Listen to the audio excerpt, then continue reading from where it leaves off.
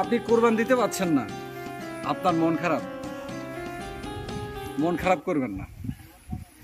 সৃষ্টিকর্তা হয়তোবা আপনার জন্য এর থেকে অনেক ভালো কিছু রেখেছেন।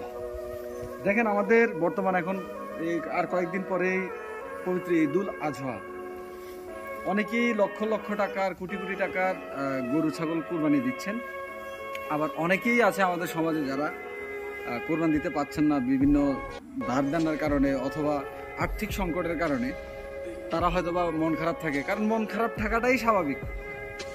পরিবারে বাচ্চা কাচ্চা আছে, বৃদ্ধ মানুষ আছে, যাদের মুখের দিকে তাকালে হয়তো বা খারাপ লাগে, কাজ করতে পারে।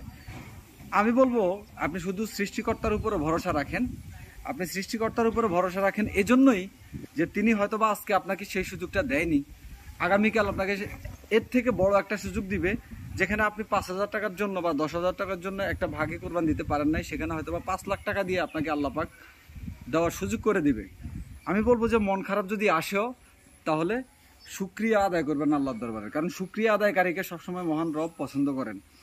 আর যারা কুরবান দিচ্ছেন আমাদের সমাজে, তাদের কাছে একটা বিশেষ অনুরোধ থাকবে, সেটা হচ্ছে আপনারা আপনার আশেপাশে যে প্রতিবেশী মানুষগুলো আছে তাদের দিকে একটু নজর রাখবেন। আমাদের সমাজে এমনও মানুষ আছে যারা বছরে 2-1 দিনও আসলে গরু মাংস কিনে খেতে পারে না। এই বছরে একটা দিন আসে যেটা ঈদুল আজহা, এই ঈদুল আজহায় তাদেরকে সেই সুযোগ থেকে আপনারা বঞ্চিত করবেন না। আমাদের সমাজে এমন মানুষ আছে যারা কোরবানি দেওয়ার পরে ওই মাংসগুলোকে তারা ফ্রিজের মধ্যে বছরের পর বছর রেখে রেখে তারা ব্যবহার করে। এটা কখনোই করবেন না, কোরবানির নিয়ম এটা না। আপনি ইসলামিক শরিয়া অনুযায়ী এটাকে ভাগ করবেন, ভাগ করে আপনার ভাগটা আপনি রাখবেন, আপনার আত্মীয় স্বজনের ভাগটা আত্মীয় স্বজনকে দিয়ে দিবেন। ইভেন যে ভাগটা গরিব দুঃখীরা পাওয়ার কথা সেটা সাথে সাথে বিলিয়ে দিবেন, তাহলে আপনার কোরবানটা জায়েজ হওয়ার সম্ভাবনা রয়েছে। না হলে আপনার কোরবানটা জায়েজ হওয়ার সম্ভাবনা খুবই নগণ্য এবং খুবই কম। এই মানুষগুলো আপনাদের দিকে তাকিয়ে থাকে না, তারা তাকিয়ে থাকে তার সৃষ্টিকর্তার দিকে। হয়তো উসিলা হিসাবে আপনাদেরকে আল্লাহ তাআলা তাদের দরজায় পাঠায়, সেই হিসেবে তাদেরকে তাদের অধিকার থেকে আপনারা বঞ্চিত করবেন না। আমাদের সমাজে যারা কোরবান দিতে পারছে না, তাদের প্রতি আপনারা বিশেষ নজর রাখবেন।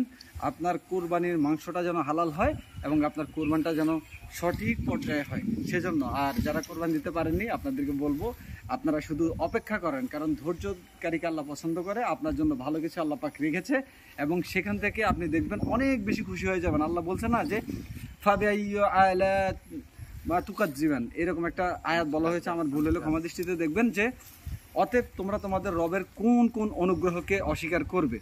আল্লাহ আপনাকে যখন দিবে তখন এত খুশি হবেন যে আপনি কল্পনাও করতে পারবেন না। সুতরাং ধৈর্যকারীকে আল্লাহ পছন্দ করেন।